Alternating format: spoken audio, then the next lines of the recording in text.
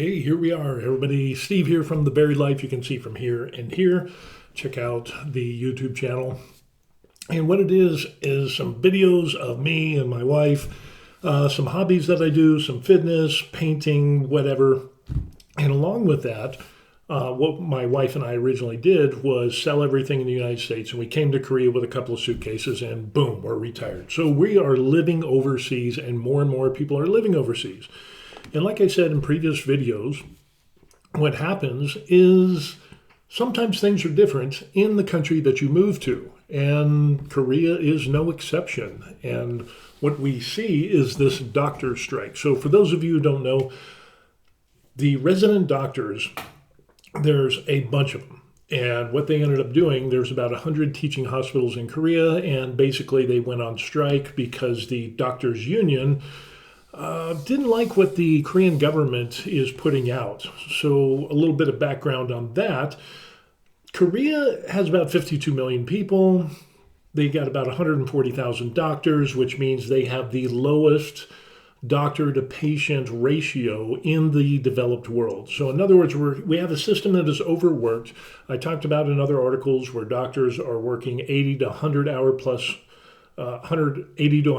plus a week. They don't work 24-hour shifts. They work 36-hour shifts compared to United States doctors and so on and so forth, who work a lot of hours, but not as much as what they do in Korea. Crazy.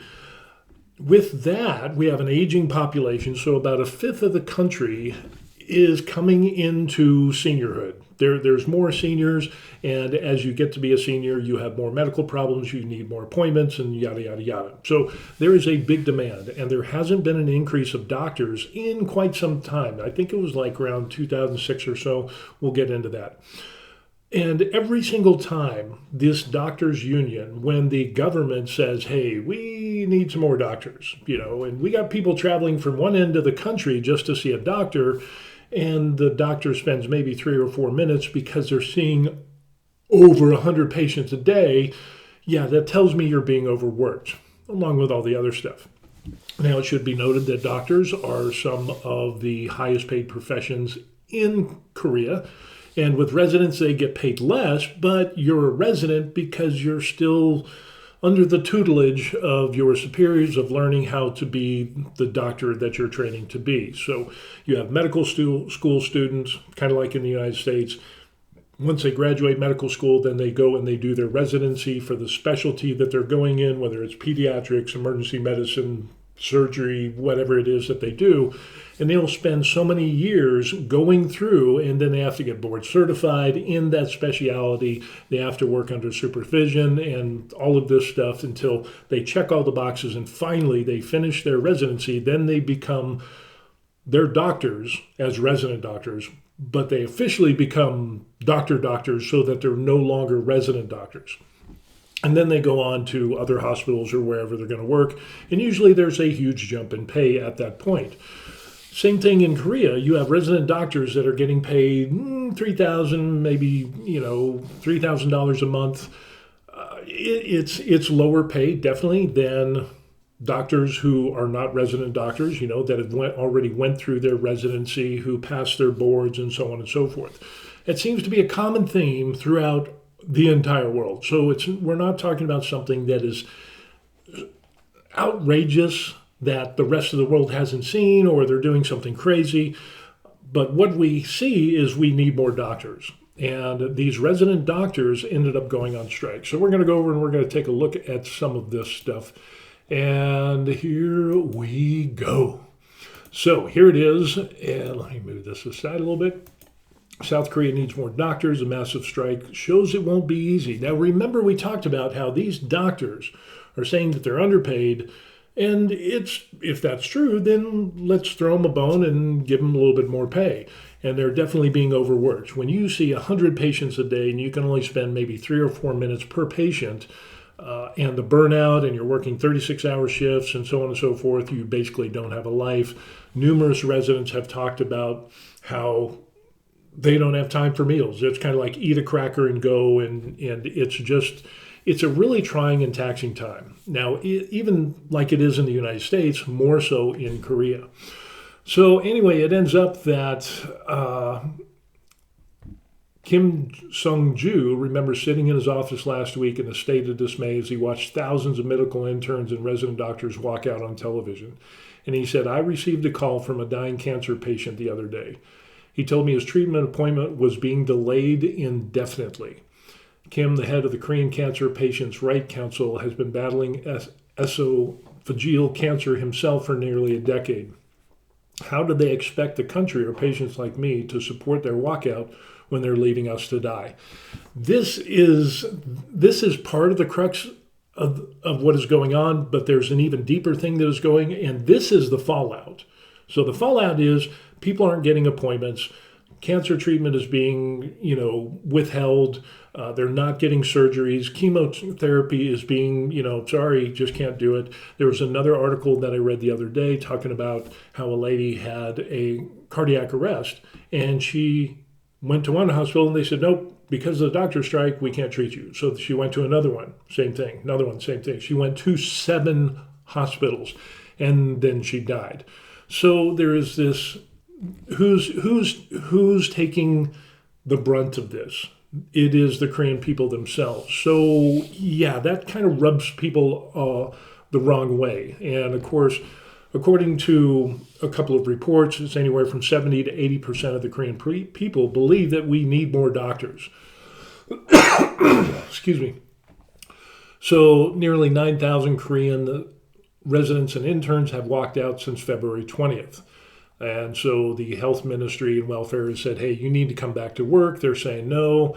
And what the government the reason that this doctors union has gotten so up in arms is the fact that the Korean government said, okay, we obviously need more doctors. We can't operate because it's just too hard. It's too rough. The fatigue on doctors by working such long shifts are prone to making more mistakes and medical malpractice. That's puts the hospital under the microscope and so on and so forth, and causes them trouble and money and the lives of people. I mean, that's ultimately what it does.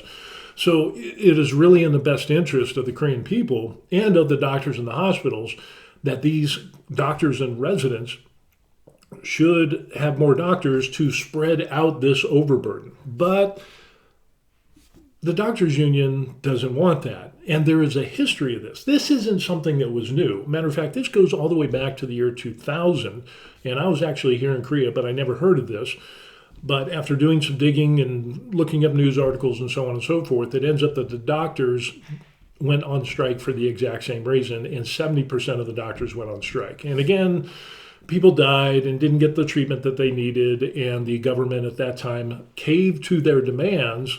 So the government wanted more doctors, and they said, nope, we don't want it, and we're going on strike. And so it was basically blackmailing the Korean government with the people and putting people's lives in danger. And people died and passed away and didn't get treatment and so on and so forth. So the government finally caved, and they said, oh, okay, well, instead of doing the hard right, they did the easy left, and they kicked the can down the road.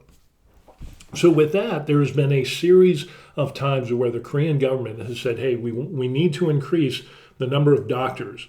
And it wasn't so much way back then, but now it is coming up. It is getting to this apex where now we need more doctors, but we're going to need a lot more than what we needed before. And every single time the doctors union has said no, because that'll create, and I quote, too much competition and lower pay. You're being overworked, you're complaining about overwork, but now you don't want more doctors because it'll create competition, which makes better doctors and better products and services when you have a competitive marketplace. And then you're worried that it's going to lower the pay of doctors. How gritty is that? That is absolutely insane. So anyway, it ends up that they wanted to raise the cap on medical students. And as we can see here, in 2006, a move of politicians, a severe shortage of doctors back then, the government said it would increase the number of medical students from 3,058 to 5,058 starting in 2025. Yeah, the problem is Korea is the most rapidly aging country, and where more than 20% of the population, or about a fifth of the population, is 65 or older. So there's a ton of people need medical attention. But these doctors and the doctors union don't want more doctors. So, and none of them have been able to explain how they're going to alleviate, by not wanting more doctors, how are you going to alleviate the overburden and these doctors being overworked?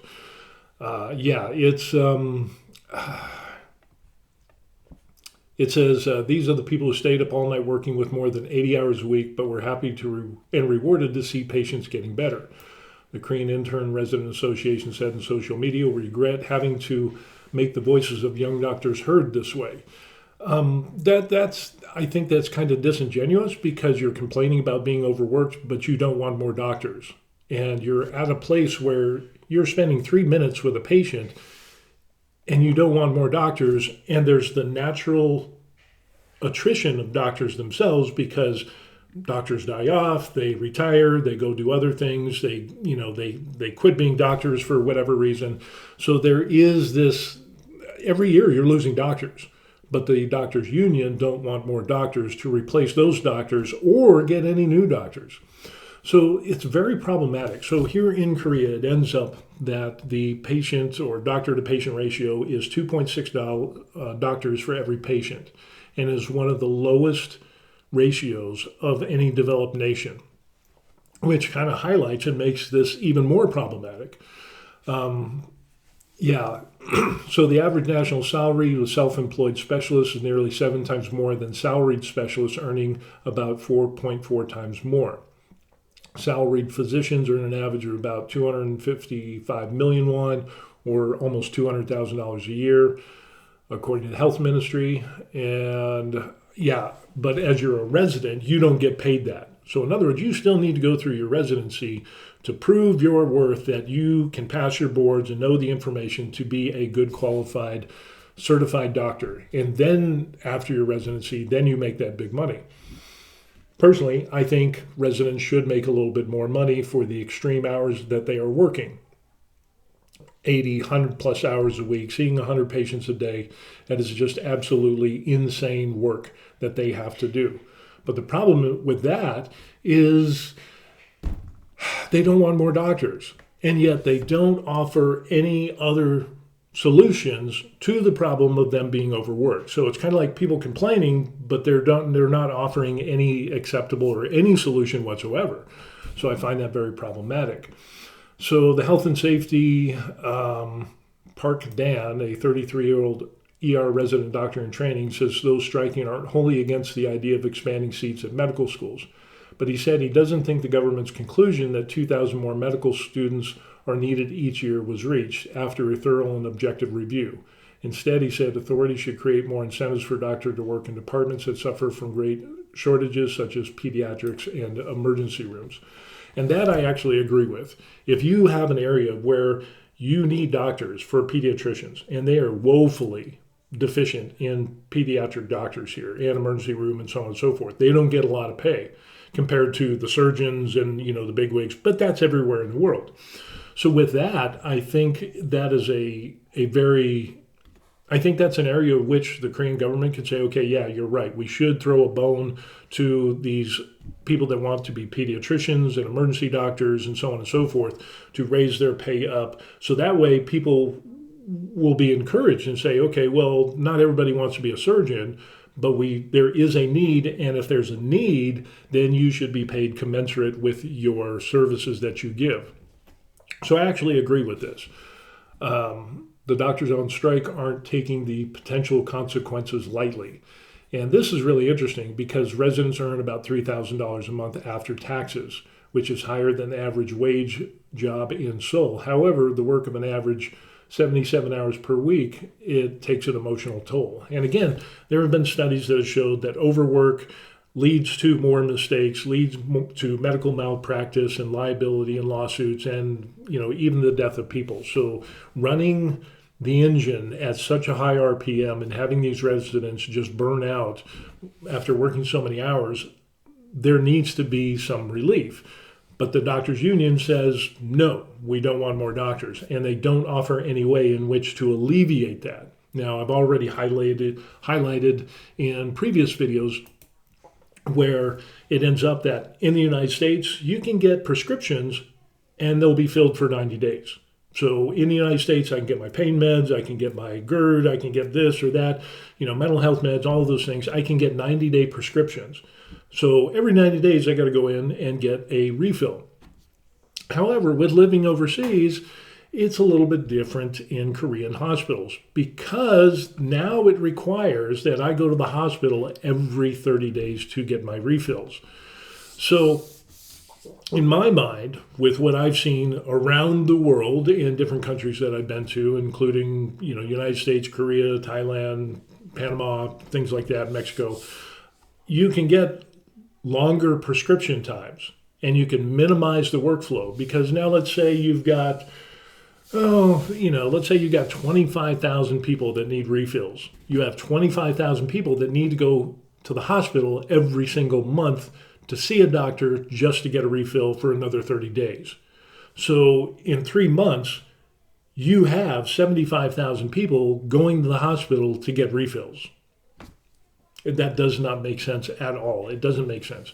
And even back in, 2014, the Korean Doctors Union rejected the idea of doing telemedicine to help alleviate some of this overburden of all these people coming in.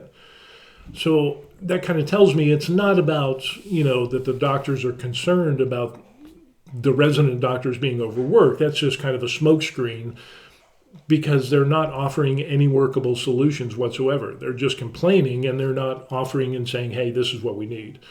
And like I said, the doctors union actually quoted as saying it would make it too competitive for doctors and it would lower their pay.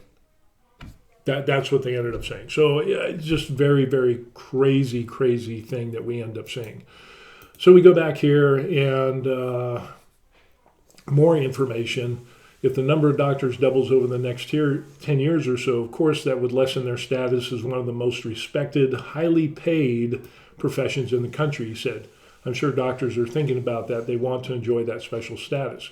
But I think the government must ensure that these trainee doctors do not work 12 or 16 hours more a day. That must be addressed. How are you going to get these doctors to not work 12 or 16-hour days if you don't want more doctors? That doesn't make sense. They think if they hire more doctors, that would lessen the prestige and status of being a doctor. And of course, it makes it too competitive and they would earn less money. Well, then that is a simple way to fix that is to increase the compensation for doctors and resident doctors so that way you have that, but you must add more doctors because you can't alleviate all of this overworking by just wishing and hoping it'll go away. And especially as we go further through time, they're going to see more and more people going and needing appointments and because of the aging population. So we're not even in the worst of it. We're not in the thick of it.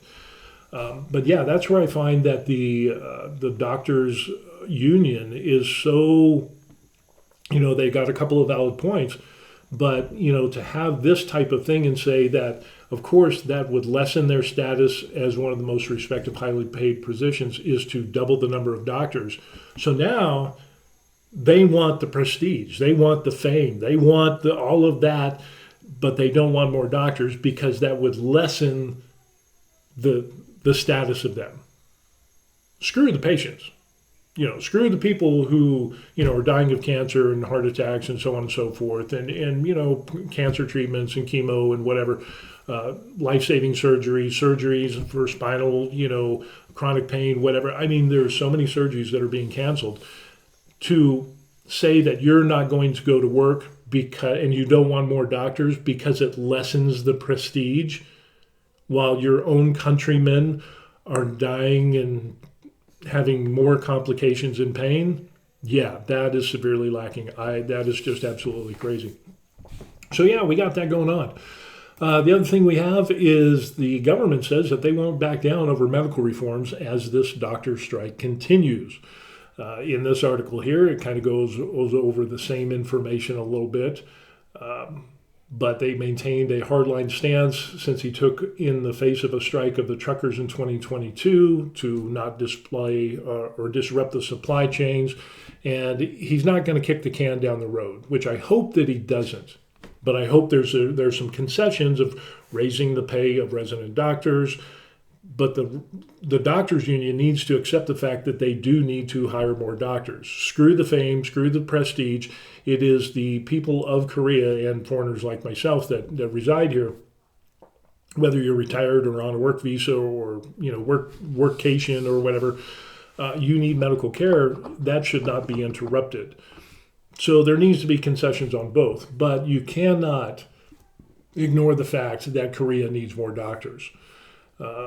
So anyway, this one says that most Koreans back the plan, and support ratings have edged up in recent weeks. In a general election in April, a recent Gallup poll showed 76% support for the government's plan of getting more doctors. And again, I should stress that the doctors union does not want more doctors. They don't even want more doctors to replace the doctors that are retiring or quitting or dying off in their profession. So that has reduced the number of doctors. That's going to make the situation even worse. So on Tuesday, health officials gave nurses the right to perform some medical procedures normally done by doctors, and they're trying to ease the strain on hospital staff. Now, other things that the Korean government is looking at doing is opening up military hospitals to treat civilians because it's just gotten to that point of where it is bursting at the seams. We consider it as positive since the government is giving protection to nurses, which is good. Some of the things that the Korean Doctors Union is saying, hey, we need more medical malpractice. Yes, I think that's a valid concern as well. But again, the elephant in the room is that they don't want more doctors, and that's just craziness.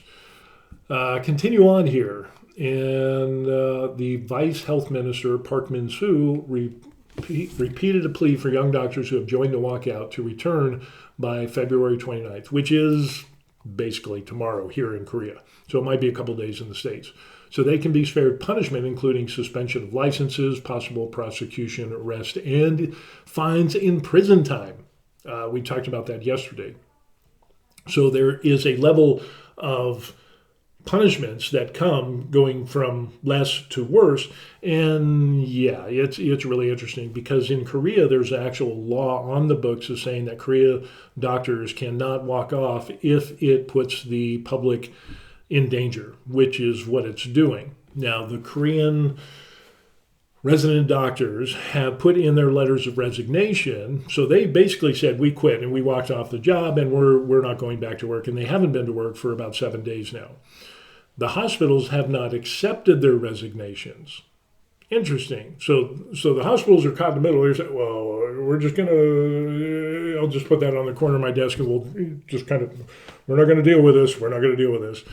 So there's that. But so now it kicks the ball into the government's court. The government gets the ball and says, hey, well, if you don't return to work by the end of the month, and they're contacting these doctors saying, hey, you need to return, we will address these grievances, but we need more doctors. That is non-negotiable in what I see and what has been going on. And reading the history of the doctors union shows that they're not going to budge either, even though there's more than ample evidence showing that Korea needs more doctors. One of the things that ends up is that Korea Doctors Union says that they can't afford, medical schools can't afford, and the hospitals can't afford to take on these additional 2,000 doctors. And so we're going to take a look at this here. Let me see if I can get that centered. Okay, so we have 2,000. The Korean government wants to increase the number of people going to medical school by 2,000 a year. I think that's absolutely doable. Now, when they say that the hospitals themselves cannot accommodate all of these extra doctors, let's do the math and really get into it. So there's 100 teaching hospitals. So if we divide 2,000 by 100, what we end up is, 20 doctors? Yeah, 20 doctors. 20 doctors. So that's 20 doctors per hospital. Now, I don't know if you know this, but there's a lot of departments in a hospital. You have emergency room, pediatrics, you have back, eyes, ear, nose, throat, you have, psychiatrists, you have, it is easy to have, 10, 15, 20 different departments within a hospital. And these resident doctors, if you're saying that a hospital can't accommodate 20 more doctors, or 10 more doctors, or they can't accommodate any more resident doctors out of medical school, but you're being way overworked and you offer no solutions to not being overworked. And the fact is, you need more doctors. So I find it really disingenuous. Maybe the medical schools might have some problems in not being able to accommodate 2,000 people. That could be problematic, but I think that could be fixed with government subsidies to put this on, the top burner, the main burner, and get this figured out and have some government subsidies to fix all that. And with that, medical schools would make some money. They'd be able to expand, get better equipment, so on and so forth. So I think that would be a win. Even though it would be an uncomfortable obstacle to overcome, it would not end in failure. And then from that point on, it would only get better over time for the Korean people and for the doctors.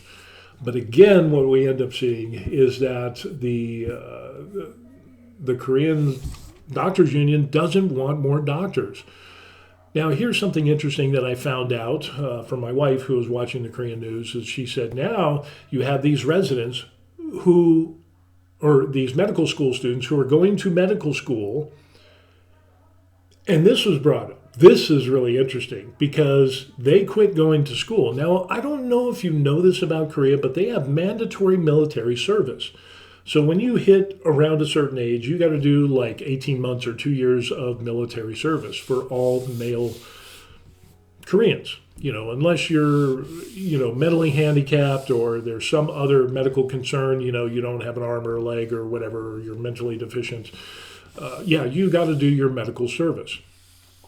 And basically what happens is that now,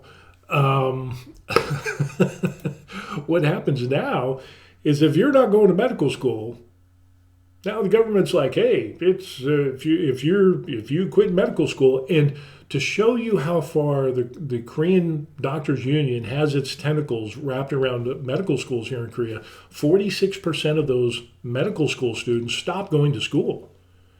Now, it's interesting because suddenly some of them are coming back, and maybe it's because if you're not going to school and you have student loans to pay off, and by the way, there is your mandatory military service. How about, if you're not going to be a doctor and you're not going to work and you're not going to go to school. Now he's about to put his life on the line. Pauly Shore is in the Army now. You will obey every order, grunt! He's getting into shape. Can I please throw up now? Yeah, so suddenly, the stark reality of what we're seeing in the world today, at least in Korea, is that you got to do your military service. And some of that military service can, if you can go finish college and do your degree and whatever, how about a wake-up call? Oh, let's stand for the doctors union. We don't want more doctors, even though we're being overworked and blah, blah, blah, blah, blah. And we're going to quit going to medical school because I stand on this and this is so important to me. And the government saying, okay, fine, you can go in the Army and, you still have to do your service to the military. That probably woke up a lot of medical school students, and that's probably the reason why a lot of them are going back. But it just goes to show that this doctors union, ever since 2000 and through many years over the years, that they have rejected the call to have more doctors, even to just replace through natural attrition.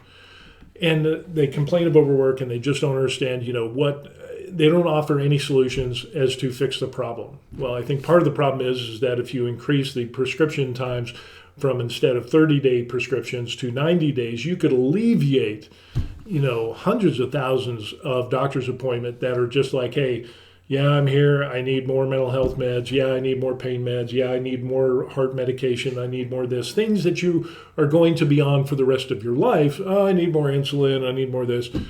You have to go back every single month. That is absolutely insane. That does not make sense. Yes, there are some medications where you should be monitored more closely, but that's the exception, not the rule. So, I think there's ways in which you could make the Korean healthcare system better and better facilitate and alleviate some of the overburden by instituting 90-day prescriptions or maybe even 4 months, 5, 6-month prescriptions to alleviate this overburden that the resident doctors are experiencing. But the doctors union doesn't even bring this up as a possible solution to help reduce that. So anyway, yeah, it's just kind of insane on what's going on. So, what we end up seeing is the Korean government is saying, hey, if you don't want to go to medical school, well, you better get ready to pack your bags to join the Army now. And and it's interesting because just like in the United States and Korea, most people don't pay for medical school out of pocket. They have to finance their student loans like we do in the United States, unless you make a deal with the government or there's programs that the government funds. And kind of like in the United States, if you work in rural areas for X amount of years, we will pay for your medical school, and then you do your time, and then you can move away and be a doctor somewhere else.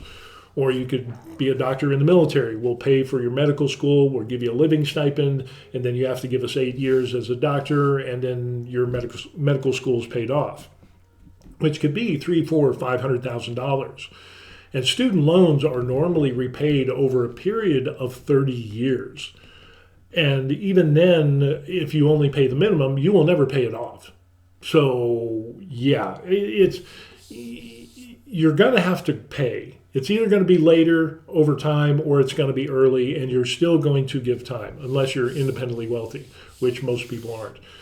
But that same thing, I think what the government can end up doing is raising the pay of positions like emergency doctors, pediatricians, like we saw in the article, positions that are out in farm or smaller cities and towns where not a lot of doctors want to go. There should be at least a financial incentive to do so.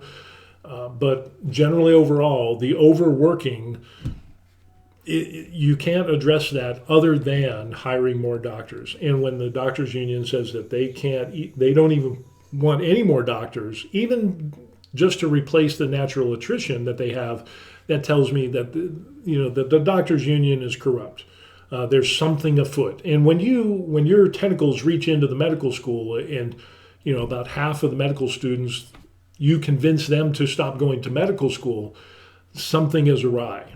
Now, in old articles that I read, there was actually one where it talks about something like $7.4 billion. And the doctors union, they want more administration, they want more senior doctors. Senior doctors don't work 36-hour shifts. Senior doctors don't put in 80 to 100 hours a week. It's just not how it works. So it seems like there's this good old boy system of where you have this pie and everybody gets a slice, but they don't want more doctors because that will lessen their slice of the pie.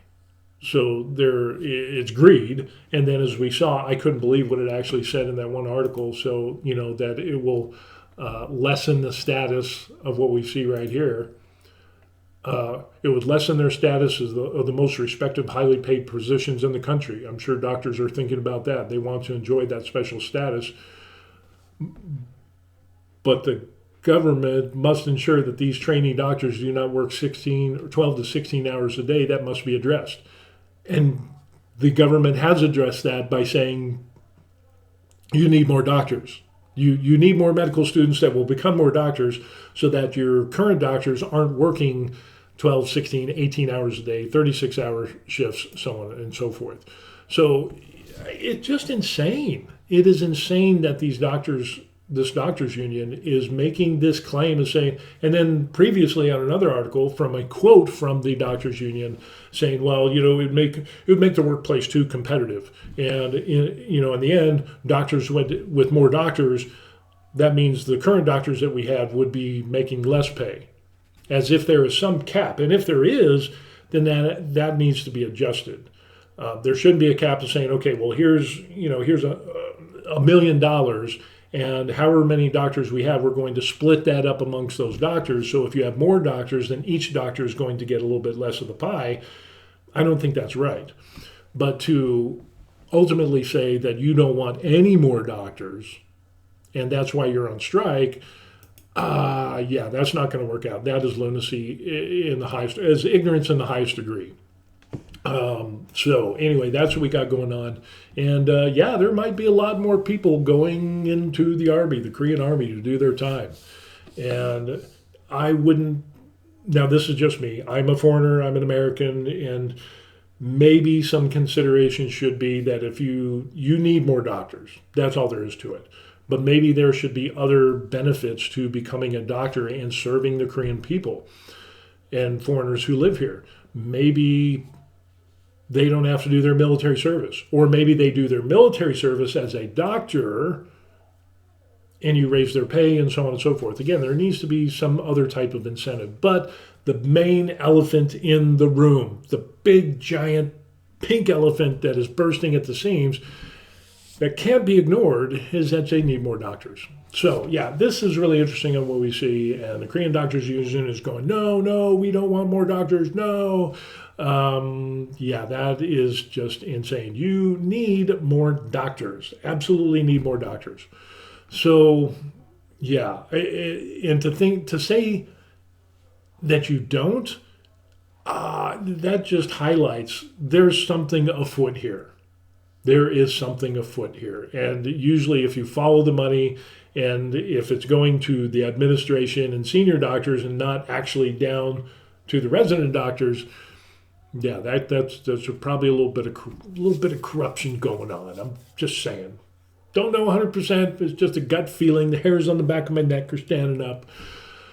But that's what we got going on. So anyway, that's the current update. And so by tomorrow, because today's the 28th of February here in Korea, and the cutoff day is the end of the month, which is tomorrow here in Korea. And then the government will say, hey, if you don't return to work, they're possibly going to arrest these people who walked off their job as doctors. They could have their licenses suspended for 3 months as a minimal type of thing. There's other things as saying that they could be fined up to $22,000 or $23,000. There's other things as saying that their licenses could be suspended. There's jail time and so on and so forth. So there is a list of penalties that from lowest to greater severity. It'll be interesting to see what happens.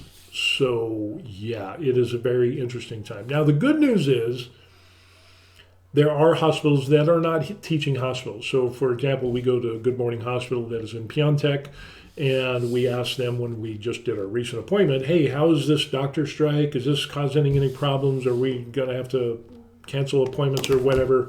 And they're saying no, absolutely not. And because we are not a teaching hospital, we're not experiencing the problems that those 100 hospitals are having. So that is good news. It's not every hospital in Korea that is having these problems, but there are some more patients that are coming to Good Morning Hospital as, you know, they can't go to these teaching hospitals and get care and service. So what I'm seeing is that there's going to be more people going from those teaching hospitals to the outlying hospitals to get service, and so there'll be an increase in patients there, and that will continue over time, however long this strike goes. There's also probably people that are rich enough that are going to go to other local overseas countries to get service and care because they can't get the care from their own country medical system for cancer and, you know, really serious problems. They'll go overseas and get treated. But the people that are hurting the most are the everyday working Koreans and foreigners that live here that are taking the brunt of this, no, we don't want more doctors BS, in my opinion. So, yeah, we'll continue watching all this. And let me see if we can see. It's like 39. Oh, I don't like that. You want to read comments on these and you have to sign up for. No. Yeah, I was going to read some comments on some of these things, but yeah, it's come to a head, and by tomorrow it'll be interesting to see how far this goes. But I definitely agree with the government that we shouldn't be kicking this can down the road for some other future administration to deal with, because it'll only exacerbate the problem. And again, I think doctors should be compensated a little bit more. Resident doctors should be compensated a little bit more. And you got to have more doctors. You know, when you can only spend 3 minutes with a patient and you're seeing over 100 patients a day, and you're working 36-hour shifts and you're working 80, 100 plus hours a week, and you're only getting paid $3,000 a month, yeah, you're being overworked. It's absolutely true. But for the doctors union to say, no, it'll create too much competition, it will lower the pay, then that definitely needs to be addressed. But to say that you don't need doctors is just asinine and flies in the face of reality. So anyway, yeah, and this doesn't take into account, this isn't affecting the plastic surgeons or, you know, the health and beauty doctors that make tons of money, because Korea is a good destination for health and beauty surgeries and so on and so forth. And it doesn't affect private practices. Now, there are private clinics, like we go to one that is local here. You can get some general medical care and so on and so forth, but it's not like a GP in the United States. If I have a situation where I need mental health meds, or if I need some other specialty meds from psychiatry or whatever, you know, or gastro, I have to go see that specialist doctor to get my refill. Where in the United States, generally, a general practitioner or primary care manager, could be a PA, can get you your refills on medication no matter what they are, unless there's some type of order saying otherwise, which minimizes the amount of work and people that need to go in and see the doctor, which again is something I think the Korean medical system should do. Because going in every day or every month to see a doctor to get a refill for meds that you will be on for the rest of your life, it makes no sense. Unless you're the doctors union and you're making a ton of money. You know, that's you know, like I said before, if you have 25,000 people that are coming in each and every month, or 100,000 people coming in or more, it's probably more, to get refills every single month, maybe part of the overburden that you're experiencing is because you're making these people come in every month instead of coming in every quarter or every 6 months. There's no need to do it every single month. Certain medications, yes, you know, it's the exception, but not the rule. So I think there's a lot of improvements that every medical system can benefit from, but to reject the idea that you don't need more doctors is severely lacking. So yeah, that's what we got going on. So being retired in Korea comes with its own bumps and bruises. As people retire in other countries, there's lots of things going on, whether it's increase in taxes, problems with doctors, medications, learning how to do things. There will always be some pros and cons. But for us being retired in Korea, the minimal expenses that we have here compared to the United States far outweighs. I mean, those are huge benefits, and those benefits allowed us to retire early than not retire in the United States at all. So yeah, there's some complaints and there's some oddities and things when you retire overseas. But in the grand scheme of things, would I rather be retired and have to deal with some stuff like this versus being in the United States and not retired? Yeah, I'll put up with some inconveniences. But this doctor strike thing and the union not wanting more doctors, that is not a minor inconvenience. That is just pure lunacy, in my opinion. So anyway, if you've been overseas and you have seen the medical systems of different countries, or if you were born in a different country, what is your medical system like? Put that in the comment section down below. And yeah, I'd be happy to read that. So anyway, don't forget to like and subscribe to The Varied Life on YouTube. We'll keep updating as things progress. If you don't like that, I got some hobby stuff that I do, and I do some miniature painting. There's the Deadpool guy. Of course, he's all in black. But yeah, I do some miniature and painting stuff, which is kind of fun and interesting. It keeps me. I also do some fitness videos, and yeah, it's a thing. I'm retired, so I'm kind of doing a lot of different things and explaining what's going on in this country that I've retired to. That's part of it. So anyway, appreciate it if you hit the like and subscribe, and we'll see you on the next video. Peace. Yeah, in the Army now.